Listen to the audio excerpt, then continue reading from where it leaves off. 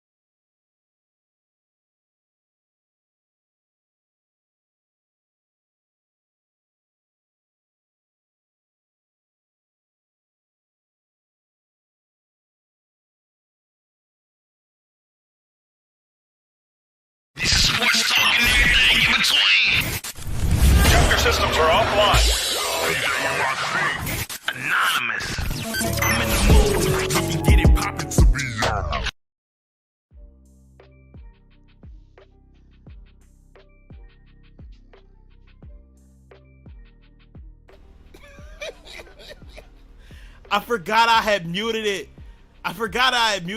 Oh my goodness, dude. Okay, I need to start that recording over. Oh wait, no, I know that it's gonna be around 2 minutes. I can remember that. I'll make a note of that. Okay, say something, Joe. I'm still here, bud. Fantastic. Running the intro one more time. This is sports talk and everything in between. Chapter systems are offline. Anonymous. I'm in the mood. We can get it poppin' to be y'all. We're back. Sports talk and everything in between. Now, I've lost some energy because I've done this intro 3 times already. But because I'm incompetent, none of those got recorded. But we are indeed back. It's been 1 month, 2 months, 3 months. I don't know how many months, but we back. And I'm not just back by myself. I'm back with my brothers. First and foremost, Double M. What it do, baby? Say what up to the people. What it do? What it do? What have you This missed? is all for you. What have you missed telling the people since you got back? Let's talk to them real quick. It's been a minute. You don't just see an old friend and be like, hey, how you doing? Keep it moving. You holler at them a little bit. Talk to the folks, man. Hey, well, I'm just maintaining, keeping it 100, getting it a day at a time, on the grind. Disgusting. Joe. Oh man, this this is very familiar. What's up, people? I'm back off my little hiatus. I know you don't notice because we didn't drop an episode during my hiatus, but that is of no concern. Truth be told, Joe was on his Le'Veon Bell, held the whole team hostage, couldn't do nothing in his absence. but I offered him a 000 contract, and we back. Could not turn it down. The numbers don't lie. Feels good to be back. No T is no Gabe as of right now. Probably won't have him this episode, but we may have him this episode. Every time I text Gabe and say, what time are you free? He says, anytime in the evening. And then when we go live, he goes missing in action. I hope you're safe, Gabe. Anywho's, we are in the podcast off season. It would have been nice to go on this hiatus when it wasn't nothing to talk about, but as soon as it wasn't nothing to talk about, we came back. That's smart. So, I wanted to take this episode, to really kind of go back and rejuvenate, really let our core audience, if there is one, know what's been going on. First and foremost, congratulations to Joe. Got married. Yeah. Round of applause for my man Joe. Average Joe is not average no more. No, you might be even more average. I'm your typical everyday Joe. Blue collar worker. AJ. AJND. Other than that, man, I missed some bills. Wasn't able to upload the podcast. All kind of down bad situations. Still down bad, but we back. I'm trying to turn this into a little bag. I need it. So, we're back. Now, the way that these next couple of weeks gonna go into the NFL comeback, NFL save us! Save us from this drought, NFL. We're gonna be discussing some evergreen topics and any other sports news that come through the feed. We gotta these episodes will be a little bit shorter than usual because it ain't nothing going on. Y'all know what it is. There ain't nothing going on. If we run into something interesting, we'll do it. And if we don't, we won't. With that being said, let's get right into the episode. First and foremost, I'm gonna plug this every single week. The podcast Fantasy Football League was a success last year, and we going bigger and better this year. If y'all out there listening want to compete with us in fantasy football this year, leave a comment, give a follow to the show on Instagram or Facebook. Facebook is at Sports Talk and everything in between. On Instagram, you can find us at TJMIC_ENT, TJMIC Entertainment, and give a follow, shoot a DM, say, hey, I want to be in the league, and we will get you in there. There are 16 slots, and a lot of them have been filled already. And if the response is overwhelming, I might take it to 20. If it's even more overwhelming, I might take it to 24. It's gonna be horrible, but we will do that for y'all. But you gotta listen every week and share it with a friend. And you can't just show up. You gotta bring something. Don't show up to the party with plates. Bring some soda. Bring a dish or something. Bring a share, a like, a comment, a subscription, a donation. Donations. And you can get in the league. And you can get in the league. Nah, it ain't nothing crazy. I'm gonna set up our Patreon if we don't already have one. And that'll be nice. But yeah, more details to come soon.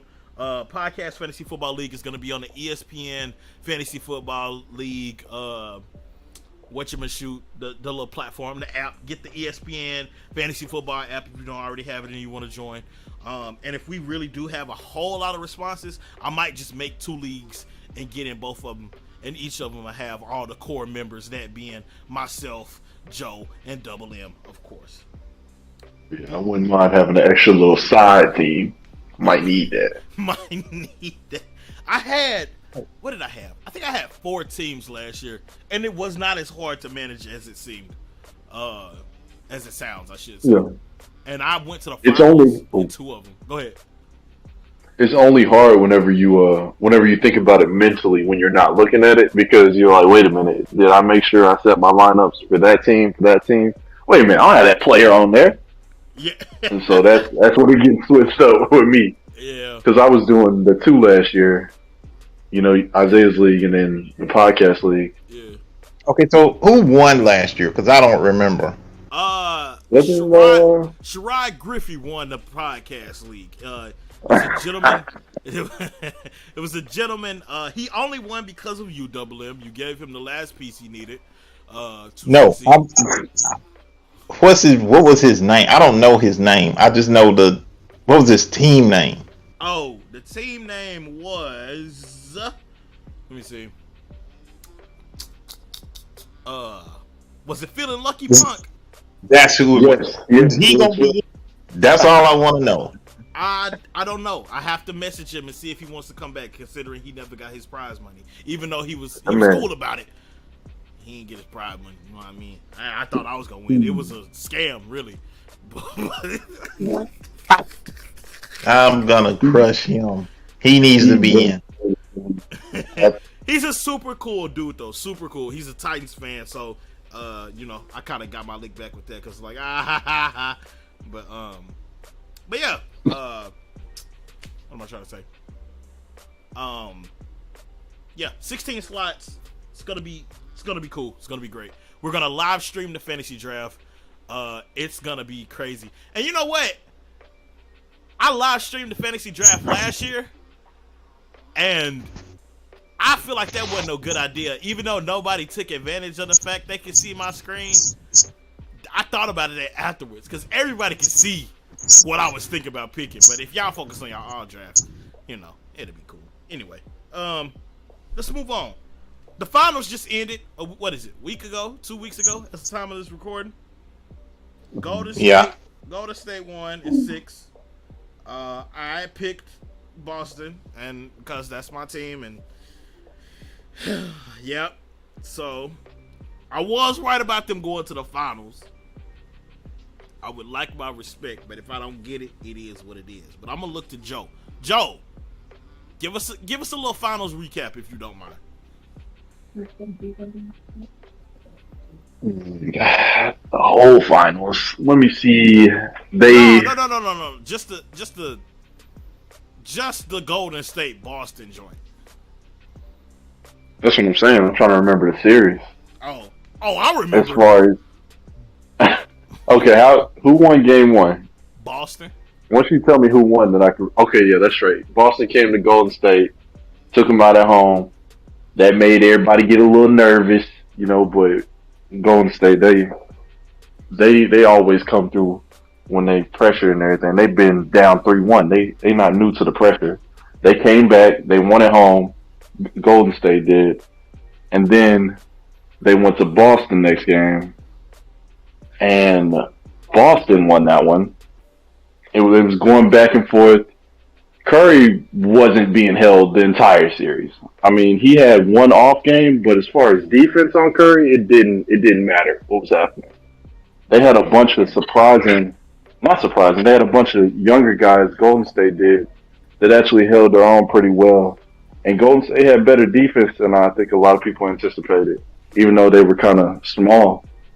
But the Celtics played great themselves. I mean, Jason Tatum was playing great all the way up until Game 6, and Jaylen Brown was holding his own. And Robert Williams is that guy. That man was on a busted up knee, and he was defending the rim against everybody. Wasn't hardly nothing getting past Robert Williams. That was impressive. And good old Unc Al Horford. I think he had more of an impact than most people thought he would. He had a decent shot throughout the whole series of the finals. He was a constant source of three. But Golden State came through. They had they took 3 wins in a row from. Yeah. Let me see. Yeah, 3 wins in a row, and it was a lot of Curry. Clay barely played great this whole series. I mean, he was off and on constantly. He finally got average by the time games 4 and 5 rolled around. He was putting up about 20-something points, maybe 15, 20-something points. But most of it was straight teamwork for real. I mean, Curry with his monster points, and then everybody else putting in a little bit, and then the defense came through for him. Man, I disagree with one thing that you said. Not surprising. What does that mean? Nothing, boy, nothing. I'm surprised, actually, that it's one thing. I got special needs. No, go ahead and tell me. What do you Jason Tatum. Yeah, I don't think he played straight for most of that series. No, I said up until about 5 and 6. 5 and 6, he fell off big time. And he was kind of hurt, too. He wasn't 100% healthy. I don't care. I'm with T. He wasn't ready for that moment. He wasn't ready for the moment. Nah, this is why I say that, though. Check this out. I believe that you can really probably point to one thing as the main reason why Boston lost the series, and it was turnovers. And most of the turnovers was Jason Tatum. And I can see your point in saying Smart. Huh? And Marcus Smart. Yes. Both of them. Yeah, but his wasn't as bad as Tatum's, because the worst two was Tatum and Brown. But Jason Tatum's was far exceeded everybody's. Anytime they doubled him, he was turning it over. It seemed like he set a record for like most turnovers in the playoffs. Like, it was leaps and bounds ahead of everybody else. And a lot of these, it's like the crucial game they needed to win was Game 5, because the series was 2-2 and they had gone back to Boston, and it looked pretty grim, but they withstood that third quarter surge that Golden State has, and it was down to the wire until like the last 2 minutes, and it's just like they took their foot off the gas the whole way. They shouldn't have lost that game, and I think if they win that game, they win the series. Maybe not even in 6, but I would say in 7, because anything can happen in a game 7. But there was, I think it was game 5. No, it was game 4 where Steph had the worst shooting night of his playoff career. He didn't hit a single 3 all game, and they lost that. Why? Turning the ball over. Like 0 for 8. Man, I'm so infuriated. Well, I will say one thing about those turnovers, especially from Jason Tatum. There was one thing I forgot to mention about the Warriors. Andrew Wiggins was showing his behind. He was playing amazing. And some games it was amazing defense, but some games it was also offense. And he was playing underrated defense on Jason Tatum. I don't think we give that enough credit because Jason Tatum was getting double, yes, because he is a star of the team. That's what happens when you're the star. You attract attention. But Wiggins, the way he was playing one-on-one defense on Jason Tatum was impressive. He was locking that man up like he was going out there to win that ring by himself. Yeah, but that's the thing, though, Joe. They didn't. I said he was doubled, but most of the series, Wiggins had him 1-on-1. Yeah. Yeah. And he was still coming over. I think that Jason Tatum, I like Jason Tatum. He has a smooth game, but I don't think he just really, he's not a fan of contact. He's not. He is a straight finesse player, and that's the difference between him and Jaylen Brown. Jaylen Brown driving, he trying to dunk on you. Jason Tatum had one dunk the whole series. One. And he was by himself when he did that one. And there was a lot of times where they would go to Jason Tatum and he would be on a drought and they stuck with him. Like that was their game plan. And it's like, yo, give the rock up. Al Horford just shot the lights out in game 1. Jaylen Brown doing his thing. And if Marcus Smart can stay out of foul trouble early in the game, he go get you some points. He can't do it. You just don't like him. But he can't do it. He don't know how to do that. No, the second game they won because was Marcus Smart. Everybody was couldn't even hit the broad side of a barn, and he subbed in Smart, and he hit them threes to kind of seal it. And him, Jaylen Brown, and Jason Tatum all was in the 20s, and it was the most balanced game that they played, and they should have just stuck with that. If it ain't you, next hot hand. Sick of it. Well, that was like the Celtics. I almost want to say their miracle game because everybody was playing great that game. Everybody was hitting stuff they really weren't supposed to be hitting. There was a lot of amazing stuff happening from the Celtics that they could not maintain for a series. Game. I put that in game 1 more than I would in game 3. No, that was game 3 was the one where that was when like all 5 of them were in double digits, right? And most of them were in 20s. That's what you just said, ain't it? Yeah, but their best game was game 1. Yeah, the miracle game was game 1 because that was in Golden State, and Al Horford put up like I ain't no telling how many. 26, like 23. Yeah, I ain't think they was gonna win game 1. That's why I was saying that was the miracle game. Man. That don't feel like a miracle game to me. That felt like a necessity game. Like they knew that they had to at least take that one because in a back and forth, if Golden State goes up two games and then they go to Boston, that's an uphill battle already. So I think they already knew going into that series that they was gonna have to win one at Golden State's home early to make it a even battle for real. Because, like you said, anything can happen in the Game 7, and I wouldn't want Golden State in 7. I don't think either one of them really wanted either of them in the Game 7. But I think especially the Celtics didn't want no part of them in the Game 7. So they felt like they needed to go ahead and try to get as much as they can from Golden State early at their house. That didn't feel like a miracle. That felt like a game plan to me. They knew exactly what they wanted, and they was aiming for that the whole game. And Golden State was kind of lax that first game. It felt like. Well, Felt like they had no intensity. I feel like this. If anybody watching them games, because I did get to watch all of them except for Game 6. Anybody watching them first 5 games can't say that it was landslide, ain't no way Boston was finna win games, because they was down by like close to 50. And which game was that? Was that game 4? What? Close to 50. Yeah, they You mean like 30? No, it was 16 to like 50 something. I have to go look at the box scores.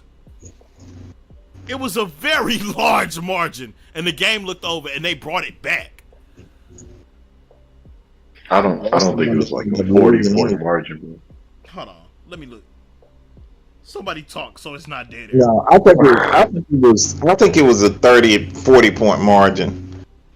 Yeah, close to 40. I do remember the game you're talking about, because it didn't feel like the Celtics were in it, and then Golden State just started missing, and the Celtics started dropping threes left and right. I do remember the game you're talking about. That's the only game that the Celtics actually won the third quarter. Yeah. And when the fourth came, Golden State went on that 15-0 run, and that was it. Mm-hmm. So, but like I said, I don't think Tatum was ready for the moment. I really don't. This you got to be. You know, the Celtics was known for being physical and stuff like that. And he played that way against Durant. He played that way against Butler. He played that way against, who else did they beat on their way? Giannis, yeah. Bucks. Yeah. But then you let Andrew Wiggins, and he ain't no slouch, but you let Andrew Wiggins bully you. I don't think he wasn't ready for the moment. I mean, that's the thing, though. I think that's the same thing that happened to Miami. That year they played the Lakers. Like, they played a bunch of physical teams, and Miami was a physical defensive team. And once they got to the finals, the Celtics didn't look as gassed as Miami in the finals. But I think Jason Tatum was beat up more than we know for real. Because the last couple games of the Miami series with the Celtics, Jason Tatum hit the floor several times grabbing his shoulder. And I remember I was making a bunch of jokes about it, because every time he hit the floor, he'd get up and drop about 10 points out of nowhere. But that was because he was mostly shooting when he was dropping those 10 points. Man, if he had Jaylen Brown's heart, we having a different conversation. What about his body? If he had his body, maybe we'd have a different conversation. Heart can only do so much when you're in pain. Yeah, but Tatum bigger than Brown. No, when I say body, I just mean like his ability to not be as sore and as beat up as Tatum was. I'm convinced Tatum was not supposed to be out there for real. Okay, but the thing about it is Brown attacks the rim. So he's taking as much punishment as Tatum, if not more. Yeah, and if they're both attack the rim. That makes sense if they're both healthy, and they should do that. But even if Brown is aggressive in attacking the rim, if he's healthy and Jason Tatum is not, that don't mean the strategy's gonna work for Tatum. Yeah, but when did he get hurt? It seemed like the last couple games in the Miami series. There was never like anything specific that was out, so I don't know if it was. What did he put up? He put up some good points. See, that's what It I'm was saying. mostly shooting. It was shooting though. Okay, but his shooting wasn't even there against Golden State. Shoulder got the best of him. He couldn't do it no more.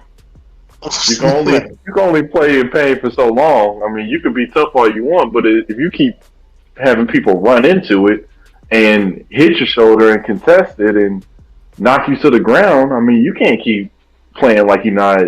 You can't just keep shooting like you're okay, because you're not. If you hit the floor, if you're on the court, you got to give it. Right? That's true. If you're on the court, you got to give it. Because That's the same. if you hit the court, you're saying that, huh? That's the same. That's the same argument they saying about Baker Mayfield. Yeah. Yeah, I mean, because he was out there. He had a torn labrum, but he was out there, and they say he put trash on film. That's it.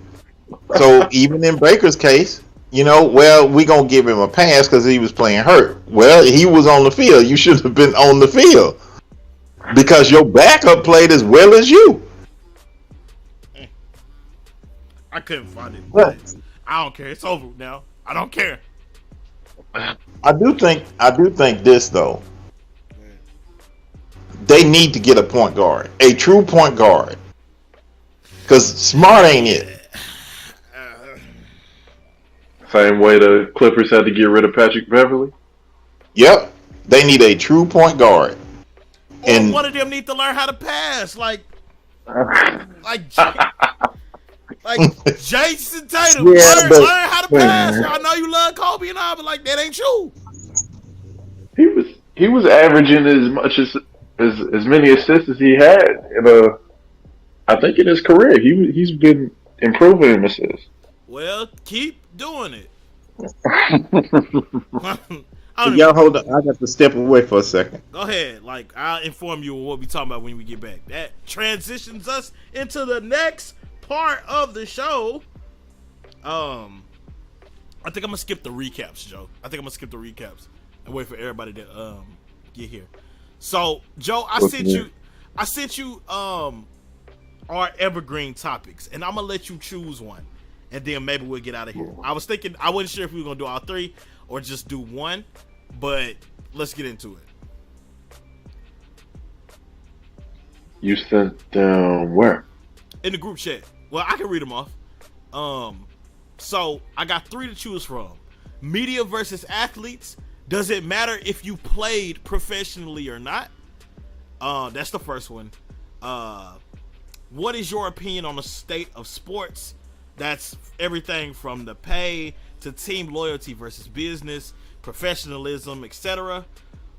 That's the second one. And the third one is hot takes for the upcoming NBA and NFL seasons. Champion predictions, who will turn it around, a team or a player, or any other hot take you could think of. Which one of them three you want to do? Definitely the first one. I feel like that's relevant to the topics, especially with Draymond Green and his podcast recently. So, let's just go straight up.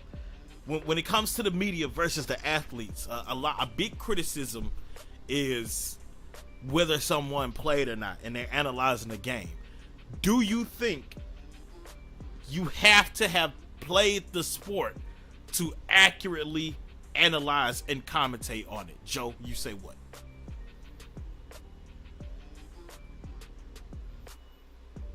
I think that you have to have played. I think you have to have played the sport to some degree. And I only say that because I know reporters and a lot of journalistic analysts, they study the game for years. And, you can learn something to a high degree by studying it for several years. That's how we get degrees. So that's a reasonable thought process that you can do that with sports. Especially since, to vary on the sport, it can be less complex, as other things that you have to study for several years. So I say for some extent, but like a game like football, and even I'll say all games. All games have their intangibles, and those are things that you can't just know from reading a book and trying to figure out how to do it and how to do it well. Those are the type of things that you need to have learned from playing with somebody and being part of a team that does those things. So that's the part where I say that's like the limit. A reporter can be well versed in the sport and they can speak on it to a certain degree, but when it comes to the intangibles, that's where the line is drawn for me. Gotcha. So, what do you think? Well, I have the whole cast answer this, and then I got a follow up question. Double M, are you back? Yeah. Okay, so the question. This is our evergreen topic. We only doing this one, and then we gonna get out of here. Like I said, the episode gonna be shorter. So, oftentimes you'll see the media versus the athletes, and a lot of times athletes bring up you have to have played the sport professionally to be able to analyze and commentate on it. Do you agree or disagree with that, and why? My thought is pretty much like Joe's, but I'll take it just a step further. I think that there's no substitute for experience. So if I use myself as an example. Okay, let's just say I play high school football. And then I go into the media because I couldn't play college. I didn't have what it took to play college football or nothing like that. Do I have a knowledge of the game? Yes, because I played 4 years of high school football. I reported on it for 20 years. So there's understanding, talking to players and stuff like that. But when it comes to the experience of the NFL, I would have to defer to the person that played, because it's leaps and bounds from high school to college, from college to the pros. You see so many pro college athletes that was superstars and get to the NFL and are bust because the game is so much faster. You're not the elite person anymore. And so it's so much faster, and so they don't have that ability to adapt. So I think that reporters, yeah, they can do that, but I hear some when their co-host is a professional player, played at the highest level, and that the athlete makes a comment and they're real specific about what's taking place, and the reporter disagrees. That makes no sense to me. How would you know? Oh, I reported for 20 years. Yeah, but you didn't play. That's the intangibles Joe talking about. I compare it like this. You know what? I'm a father. I was in the delivery room when my child was born. I saw what my wife went through. But I can't describe that to another female on what she's gonna go through, because I didn't feel it. I was just there. That's a great example. You see what I'm saying? Oh, so, that's perfect. Yeah, you can be there, you can report, you can but you didn't experience it. And that's, like I said, I think me and Joe on the same line. I'll just take it that step further. If the athlete makes an insightful comment about the game and their experience, I think the reporter needs to defer. Now, okay, let me jump in with my answer. I don't know if Joe brought this up, but I see you bringing up reporters. Now, notice my question is in regards to the media to commentate and analyze. Now, to not beat around the bush, I'll say straight up, I don't think you need to have played. And there are a couple of reasons. First and foremost, some of your best coaches didn't play the game. And like in the NFL specifically, coaching matters a lot. You know what I'm saying?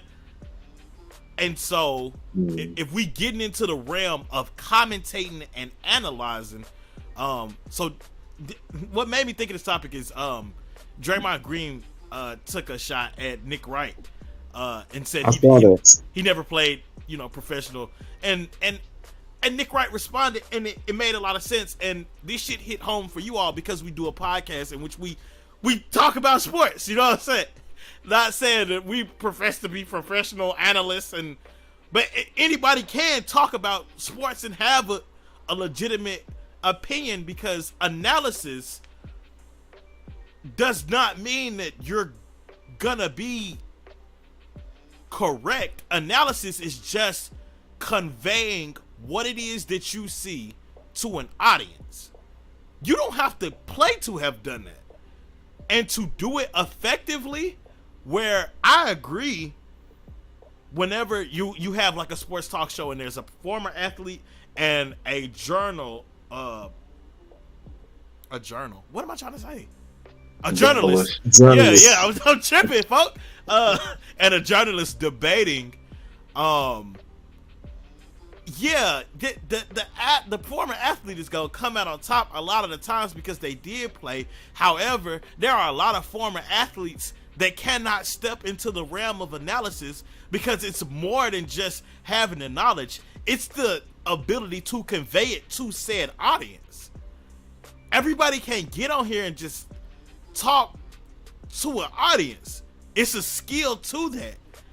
And when you get into the realm of television, it is not speculation that some of those takes get jazzed up for the camera. So I think that, and Double M, I think you gave a great analogy about the childbirth. But you know what I can tell a female? Because I also was in a delivery room and saw what my wife went through. I can't tell her what it feel like, but I can tell her it's probably gonna hurt. And that's probably accurate. It is accurate. Childbirth is painful. And I think that is what analysis is being able to convey in real time what you are seeing to an audience. And no, you don't have to have played to do that. No, I mean, I guess I agree with that. I saw the Draymond Green and the Nick Wright thing. I actually watched that today. Personally, I think he was weak in his response, but I get what he was saying. I think that why you think he was? I'm sorry, I was not trying to cut you off, but real quick, why you think he was weak in his response? Because his response was more or less that he was pretty much saying that things were slow, and Draymond had to. The thing that Draymond needed to learn about being in the media is that you have to have those topics. You got to create those topics to talk about. That part I get, because we do that. But I think Draymond was responding to the comment that he made, which I guess he had addressed it at some point earlier. Yeah. And so Nick was actually replying to the fact that he brought it back up. But in that though, real quick, in that you saying, that's another thing about commentary. It's like you gotta be informed. The same way that the same argument that you're making for like a athlete versus a journalist whenever they're commentating on the sport, it helps to have been through that before. I think that was valid what he said. You bringing up something old that I done already acknowledged, and so you just being clickbaity. Well, no, I do, and I get that. I'm just trying to see it from Draymond's learning it. So I agree with what you said about the commentators, the analysis, those. I'm just saying in the realm of debating. We go back to right, and I'm just going back to the analogy I gave. So yeah, I can tell a female, hey, it's gonna be painful. I saw my wife, and yeah, it's gonna be painful. But my deal is don't cookie cut people. So all women handle childbirth differently. Some might not need the epidural. Some want it. So you know what I'm saying? So those things I can't convey. So I'm gonna defer, and I'll say, "Hey, go talk to my wife, or go talk to my daughter-in-law." You know what I'm saying? Well, my question in regards to that then is like, hey, do you need to know what defense what defense a defense needs to be in to know they need to stop the run? If Derrick Henry is up 75 yards in the second quarter on your defense, you might not know what defense they need to be in. You might not know what personnel needs to be on the field. You might not know what schemes they need to draw up, but you do know, hey, they should probably stop the run. And that's all the audience really needs to know. You know what I mean? Yeah, but that's why I said I think that the best talk shows or sports shows have the person there that actually have the experience. Oh, without a doubt. You need to know how to do both. Right. You like some of them really good really good sports analysis or journalists, which all of them at some point started off in journalism. Mm-hmm. They groom the athletes that's on there. Yeah. So yeah, I think that you do need to learn how to talk. You do, like I hear experiences about Ryan Clark and Stephen A. when they first got together. You know, that's the part Ryan Clark didn't understand. What you talking about? Yeah. So they button heads. And then it's after they have the conversation. He does a wonderful job. Or you go with I'm pretty sure Shannon Sharp had to get groomed a little bit before he could do the job that he does. Yeah. He does a really good job of being. I was just gonna insert. You bring up Shannon. He talked about the sheer amount of work that he put in whenever Undisputed started, and like all the research and extra time that like he said it's a very difficult thing. He spoke about that in the past. Yeah, it is, but even on their show, is sometimes like you're talking about Derrick Henry. Yeah. Okay, yeah, he needs to stop the run. How do they do that? He can provide how they can do that. Yeah. No. I'm not disagreeing with that. We said the same thing. I think the highest potential of a commentator or analyst, or a person of analysis is gonna be a former player. I'm just saying you don't have to have been one to be a good one. That's all I'm saying. No, and I'll just say this about the coaching. Mm-hmm. I'm with Joe. That's why we get the higher learning. The what now? To the higher learning, the X's and O's. Oh yeah. And a person that's good at their craft, once they have the working on the knowledge. Okay, so you ask yourself, why didn't he make it? Well, he wasn't athletic enough, but he's a smart guy. So if I diagram a play and you and Joe, I know y'all have the athletic ability, and I'll tell you, hey, T, if you block this way and Joe, you run the route this way, we're gonna score. Gotcha. Joe, you got anything to add? Yeah, I mean, I feel like we're all similarly close to the same page. But yeah, initially I thought you were asking as far as like sports commentators. I thought you were talking about like analysts whenever they're on TV shows going against players. Like, do you need to know the game? Oh, I mean, do you need to have played the game to be able to, represent it fairly and all that? Gotcha. But no, I definitely feel you from the aspect of being a commentator, because everybody can't have played the game of football just to be able to tell you what's going on.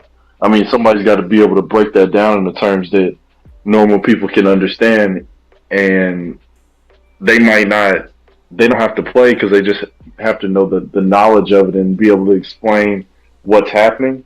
Yeah. And just be able to know enough to break it down to normal people. They don't have to have played the game to know all that. Yeah. That's more of I was thinking more of if, you have an analyst going up against an ex-player telling them the reasons why maybe a team doesn't work the way it should, then I feel like you need to have that factor of being haven't been played the game before, to be able to speak and have your opinion have as much weight as an NFL player who not only knows the knowledge that you have, but also has been able to execute it at a high level. Gotcha. Yeah, I think a lot of our minds kind of default to the debate setting whenever we talk about like who you have to have played. But like I said, the topic that spurred this was what Draymond Green took a shot at Nick Wright about. But what he took a shot at was, even though it's a debate show, on most debate shows, it starts with analysis. And he made his prediction based off of analysis. And another good point I think he made is, even former players, when they get into the media, they may have, that intricate knowledge that we talking about. However, when it comes to making predictions, they still not 100% for the clip. You know what I mean? So it's like, can't nobody truly predict what's going to happen no matter what you've done and what road you've taken. You know what? But I think that deep inside they know that, because the game can turn in an instant. Yeah. So, like, I've seen some. I mean, we just talked about Boston and Golden State. It was so many people pick Boston that were ex-athletes, even when they were down. But I'm watching it and I'm knowing to myself, nah, this is pretty much done. Wait a minute, Double M. When you thought it was done? Because I remember texting you like, I said I am going for Boston. What was that, game 4? You ain't tell me. That's when you texted. Oh, huh? That threw me off so bad. I thought I was tripping. Did y'all hear me shudder? Like, get scared and jump? Did the mic pick that up? No. Oh, okay. Great. Fantastic. I just exposed. But why you jumping? I was going to say, yeah, you just told everybody that. Nah, folks, because it's a lightning bug in here. And and it's dark. I thought the ops was coming to spin the block. Like, I was like, dang, they got laser pointers. Green laser? Yeah. He just said light on the situation, that's all. Oh my goodness. Man, we finna wrap this up. Nah, he got me shook. But yeah. Good little short show. Y'all got anything y'all want to talk about or touch on before we get out of here? I know it seemed quicker than usual because we be hitting hour and a half, 2 hours sometimes, but this is the new norm. I'm trying to set a standard. Set the standard. I ain't got no problems with it. I know, my brother. I know. Hey, Double M, you got anything you wanted to talk about just real quick? I'm just ready for the fantasy league to start. Okay. I got finished business. Yeah. No, Unfinished business. that's all right. It's either gonna be me, Juice, or some newcomer that's gonna win. Me, I'm gonna win. Joe, after last year, Yeah. I'm so disappointed in you. I like. Nah, Joe used to wreak havoc in fantasy. I don't know what happened to him last year, but It was 1 year. but I've only played 2 years. what have you done for me Okay, but- lately? That's what it is. It's what have you done for me lately, yo? And you ain't did nothing. I'm not scared no more. And that's the only year I know about. And he wasn't relevant. Dang. Oh. Nah, Well, it's gonna be that's why. fun. Don't watch your back. Let me sneak up on you. I think the thing that get me about Joe about last year is like he got an outrageous trade off early with somebody that didn't know nothing about fantasy and still did terrible. That's why I'm disappointed. Hey, don't put that dude back in here, man. Dang, that's crazy. Yeah, nah, I'm only trying to take people that's gonna take it serious. Yeah, 16 people, though. I don't know if you can find 16 people that's gonna take this seriously. Nah. Somebody's gonna be busy. Somebody's not gonna care. Okay, but that's fine. But when you have somebody in the league and you've got half your team on the bye and you ain't even looked at it, I'm like, those are gimme wins. I got everybody that took it seriously last year is coming back. Like, think about it. So we got me, you, Double M, and I assume Gabe gonna have to take it seriously because we gonna give him grief about it every week. Then Jade, then Juice. That's 6 or 10 right there. That's gonna take it seriously. Isaiah gonna take it seriously. That's 7. Jade got 2 people, I think, and I know they take it seriously because they was in the other league I was in. That's 8. No, that's 8. And then the person that won it last year, they'll probably come back. That's not. Nah, it ain't gonna be hard, bro.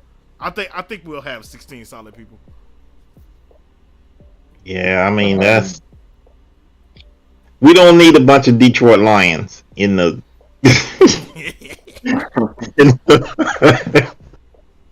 Yeah, we'll talk more about it really? as the weeks come up. We'll talk more about it. We might open up discussion on like how we want to do it. Did y'all like the divisions and stuff last year? Yeah, that was fine. I like that. Gotcha. But I will tell you this: if Gabe's gonna be drafting a bunch of Chicago Bears, he ain't taking it serious. He a Cowboys fan, remember? Who? Gabe? Yeah, When did he switch to being a Cowboys fan? On the last episode it we was recorded. yeah. Oh, yeah, he's still. Anyway, okay. All right, that'll be all then. Any closing statements, Joe? I'll see y'all once fantasy get back. All right, Double M. Hey, I have to say congratulations, Joe. You still my dude, man. Thank you. Yeah. And it's good to be back. One more round of applause for Joe. Yeah. Mr. and Mrs. AJ. Well, and podbean.com/sports talk. Always get your first month free on podbean.com. Get your podcast out there 1 month free on us. Other than that, it feels good to be back. We will be back every week. I promise. I'm holding myself to it. I promise. And I got a lot of free time. So, not incredible, not terrible, just relatable. I will